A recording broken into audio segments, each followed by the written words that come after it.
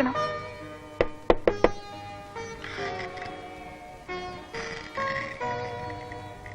മോൾക്ക് ആഹാരം കൊടുക്കണം. സോറി, ഇങ്ങോട്ട് തന്നാ മതി, ഞാൻ കൊടുത്തോളാം.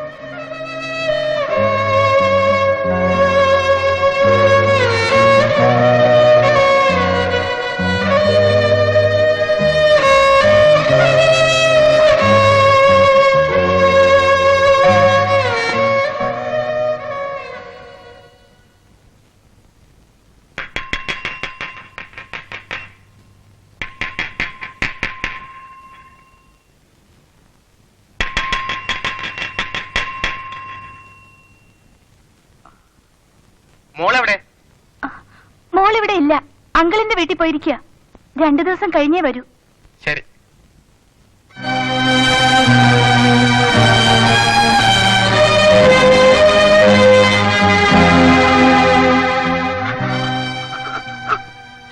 എന്തായത് കൊച്ചുകുട്ടികളെ പോലെ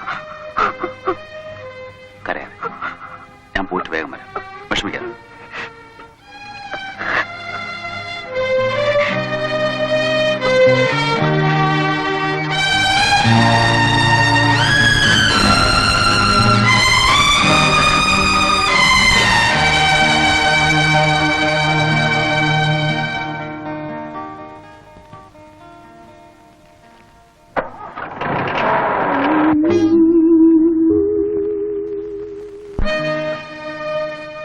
മറക്കണ്ട, മനസ്സിലായി.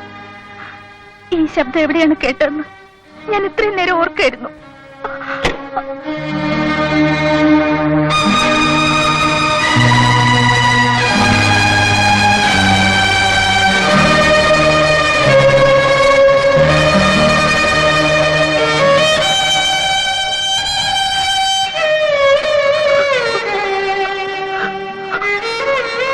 ശാലിനി,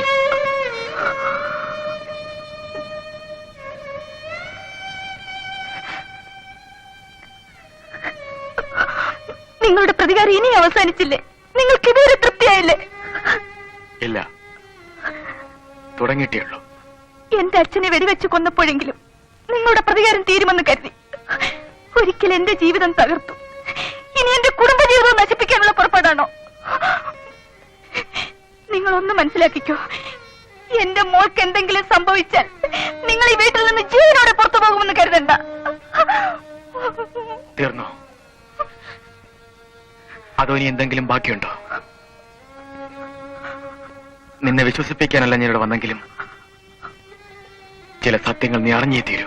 എനിക്ക് നിങ്ങളുടെ വിശദീകരണങ്ങളൊന്നും കേൾക്കണമെന്നില്ല. കേൾക്കണം. നിന്റെ അച്ഛൻ എന്റെ അഭിമാനത്തിന്റെ മുഖത്ത് കാർക്കിച്ചു തുപ്പിയപ്പോഴും എന്റെ വ്യക്തിത്വത്തിൽ കൈവാരി തേച്ചപ്പോഴും ഞാൻ തിരിച്ചടിക്കാതിരുന്നത് പേരുമായിട്ടായിരുന്നില്ല. നിനക്ക് വേണ്ടി, നിനക്ക് വേണ്ടി, നിനക്ക് വേണ്ടി മാത്രം. നിന്റെ അച്ഛനെ കൊന്നത് ഞാനാണ്, നിന്റെ ഭാവി തകർത്തത് ഞാനാണ് എന്നായിരിക്കും കോടതിയുടെയും നിന്റെയും വിധി. പക്ഷെ നടന്ന സത്യങ്ങൾ നീ മനസ്സിലാക്കിയില്ലെങ്കിൽ 2-3 ദിവസത്തിനുള്ളിൽ എരിഞ്ഞടങ്ങാൻ പോകുന്ന എന്റെ ശരീരത്തിൽ ആ രഹസ്യം ഒരു ഭാരമായി അവശേഷിക്കും. ശ്രദ്ധിക്കാൻ ഒരു നിമിഷം ഞാൻ നിന്നോട് യാചിക്കുകയാണ്, ഒരേ ഒരു നിമിഷം.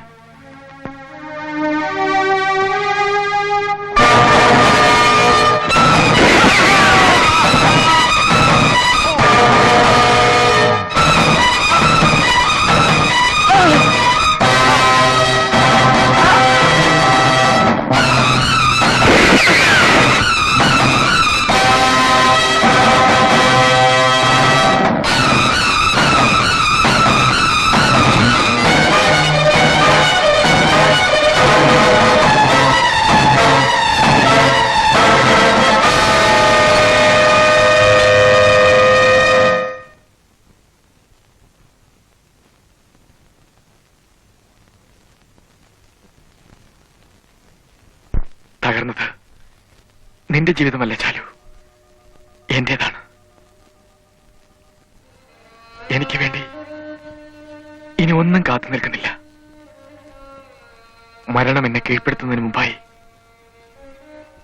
എന്റെ എല്ലാം തകർത്തവനോട് എനിക്ക് പകരം വെട്ടണം. ചാലു, നിന്നെയോ നിന്റെ ഭർത്താവിനെയോ കുഞ്ഞിനെ ഉപദ്രവിക്കാൻ വന്നവനല്ല ഞാൻ. നിന്റെ കഴുത്തിൽ താലി കെട്ടി നിന്റെ അച്ഛനോട് പ്രതികാരം ചെയ്യണം എന്നായിരുന്നു ഞാൻ കരുതിയിരുന്നത്. മറിച്ച് നിന്നെ വഞ്ചിക്കാനായിരുന്നെങ്കിൽ നിന്റെ അച്ഛനെ കൊന്ന കുറ്റത്തിന് ഞാൻ ജയിലിൽ പോയപ്പോ നീ എന്റെ കുഞ്ഞിനെ പ്രസവിക്കുമായിരുന്നു. വിശ്വസിക്കാൻ കഴിയുമെങ്കിൽ ഇതെല്ലാം വിശ്വസിക്കൂ. മമ്മി, എനിക്കിന്ന് സ്കൂളില്ലാന്ന് അങ്കിൾ പറഞ്ഞു. അങ്കിൾ നമുക്ക് കളിക്കാം. മമ്മി, അങ്കിൾ നല്ല അങ്കിളാ. സ്കൂളില്ല.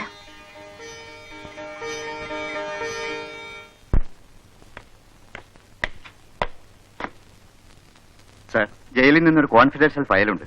അർജന്റായി സാറിനെ ഏൽപ്പിക്കാൻ പറഞ്ഞു.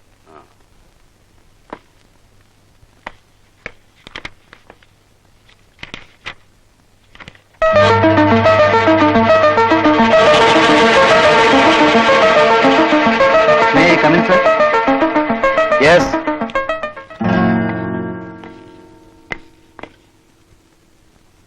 എന്താ മുഖത്തൊരു ക്ഷീണം? ഉറങ്ങിയില്ലേ? എന്തോ നല്ല സുഖം തോന്നുന്നില്ല. എന്താ ഇന്നലത്തെ കക്ഷിയെ പറ്റി വല്ല വിവരമുണ്ടോ? ഇല്ല, അവനവിടെ എവിടെയെങ്കിലുമൊക്കെ തന്നെ കാണും. ഏതായാലും ആകെയുള്ള അറിവ് അയാളുടെ ശരീരത്തിൽ ഒരു ബുള്ളറ്റ് കൊണ്ടിട്ടുണ്ടെന്നുള്ളത് മാത്രമാണ്. അതെ. അതുകൊണ്ട് സിറ്റിയിലെ എല്ലാ ഹോസ്പിറ്റൽസിലും ഡോക്ടേഴ്സിന്റെ വീടുകളിലും എയർപോർട്ടിലും റെയിൽവേ സ്റ്റേഷനിലും ഒക്കെ എപ്പോഴും ശ്രദ്ധിച്ചുകൊണ്ടിരിക്കണം. ഓക്കെ.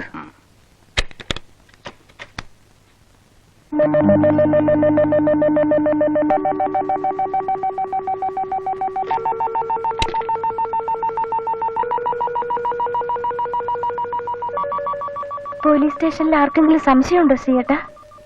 ഇപ്പോഴില്ല, പക്ഷേ ഏത് നിമിഷത്തിലും ഞാൻ ആ സംശയം പ്രതീക്ഷിക്കുന്നു. കാരണം അവനെ പിടിക്കാൻ കമ്മീഷൻ എന്നെയാണ് നിയോഗിച്ചിരിക്കുന്നത്. ആ നിലയ്ക്ക് അവൻ ഈ വീട്ടിൽ കഴിയുന്ന ഓരോ നിമിഷവും അപകടം നിറഞ്ഞതാണ്. റെയിൽവേ സ്റ്റേഷനും ഹോസ്പിറ്റലും എയർപോർട്ടും എല്ലാം ചെക്ക് ചെയ്യണമെന്ന് ഓർഡർ ഇട്ടപ്പോ ഞാൻ എന്നെ തന്നെ സ്വയം പുച്ഛിച്ചുപോയി. അറിഞ്ഞുകൊണ്ട് തന്നെ നിയമത്തിന്റെ മുമ്പിൽ ഒരു നാടകം കളിക്കുന്നത് എനിക്കിഷ്ടമല്ല.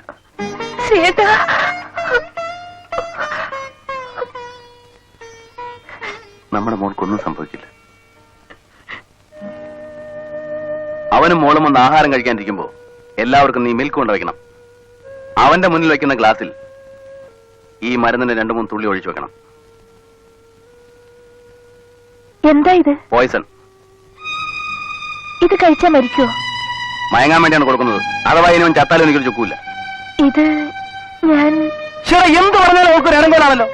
അവനാണ് നിന്റെ അപ്പം. എന്നെ കൊണ്ട് പറയിപ്പിക്കല്ലേ. കഴിവാറണം മനുഷ്യനായിട്ട് പ്രാന്ത് പിടിപ്പിക്കണം. എന്റെ കുഞ്ഞ്. കുഞ്ഞും തള്ളേ. നീ പറയുന്നത് കേട്ടാ മോള് നിനക്ക് മാത്രമായിട്ട് ആകാശത്ത് പൊട്ടി വേണമെന്ന് തോന്നുമല്ലോ.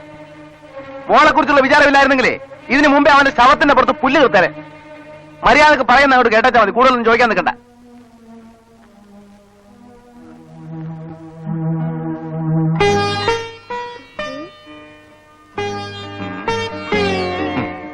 ഞാൻ ജയിച്ചു.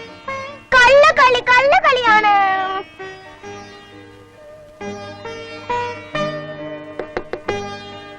മിസ്റ്റർ രവി, എനിക്ക് നിങ്ങളോട് അല്പം സംസാരിക്കാനുണ്ട്. വിരോധമില്ലെങ്കിൽ ബ്രേക്ക്ഫാസ്റ്റ് ഒരുമിച്ച് കഴിക്കാം. You are safe. വിശ്വാസം കൊണ്ട് വന്നാൽ മതി.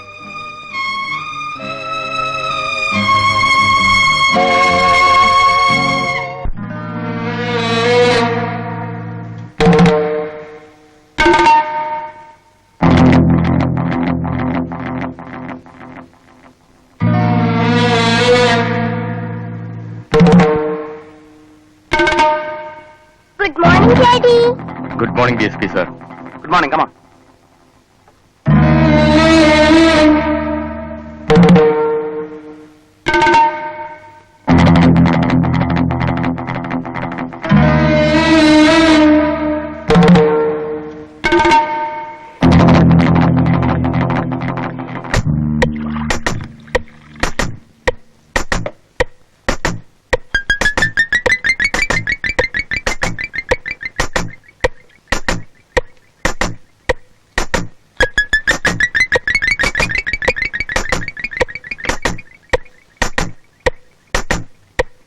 ഡാഡി, ഞാനും അങ്കിളും കൂടെ ചെസ് കളിച്ചു. അങ്കിൾ കള്ളക്കളി കളിച്ചിട്ടാ ജയിച്ചത്. ഞാൻ കള്ളക്കളിയൊന്നും കളിച്ചില്ല. Talking while eating is a bad habit.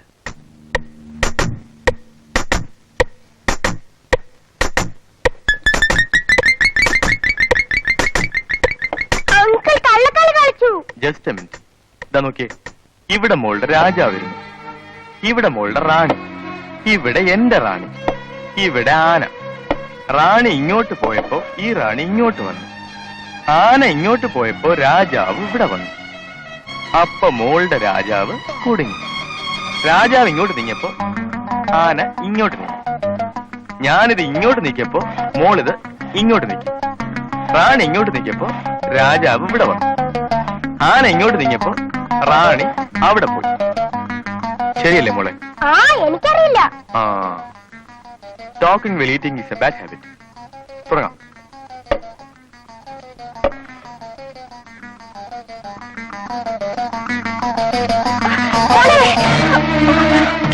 Don't move. എന്നെ കുരുക്കാനുള്ള ചതിയായിരുന്നു അല്ലേ? സത്യം പറയും, ആ പാലിൽ വിഷം കലർത്തിരുന്നില്ലേ? ഇല്ലേന്ന്? ആ, കലർത്തിയിരുന്നു. അധികം സമർത്ഥരാവാൻ ശ്രമിച്ച് അറിഞ്ഞുകൊണ്ട് അപകടം ക്ഷണിച്ചു വരുത്തരുത് DSP സാർ. എനിയോ, താങ്ക്സ് ഫോർ ദി ബ്രേക്ക്ഫാസ്റ്റ്.